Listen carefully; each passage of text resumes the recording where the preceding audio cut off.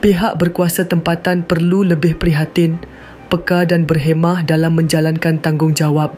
Pengerusi Perikatan Nasional Tan Sri Muhyiddin Yassin berkata, mereka juga perlu mencari-cari jalan untuk memudahkan peniaga-peniaga kecil mencari rezeki di musim-musim perayaan.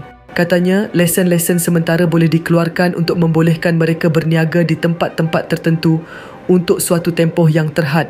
Saya menonton video mengenai seorang penjajah belon dipercayai telah dikasari oleh pihak penguatkuasa yang viral di media sosial. Sekiranya ia benar-benar berlaku, saya berasa sedih melihat insiden ini lebih-lebih lagi di bulan Ramadan yang mulia ini. Tidak wajar kekasaran sebegitu rupa digunakan ke atas seorang penjajah tepi jalan yang kesalahannya hanyalah menjual belon.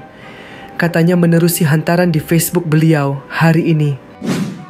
Muhyiddin, yang juga ahli Parlimen Pagoh, berkata, setiap kali menjelang musim perayaan, ramai peniaga kecil cuba mencari rezeki susulan keadaan tekanan kos sara hidup dan kesulitan yang dihadapi ketika ini. Katanya ketika PN mentadbir, Kementerian Wilayah Persekutuan telah melaksanakan inisiatif wilayah bebas berniaga dengan mengeluarkan lesen-lesen sementara kepada penjaja bagi suatu tempoh tertentu untuk memudahkan penjaja kecil menjalankan perniagaan di wilayah persekutuan.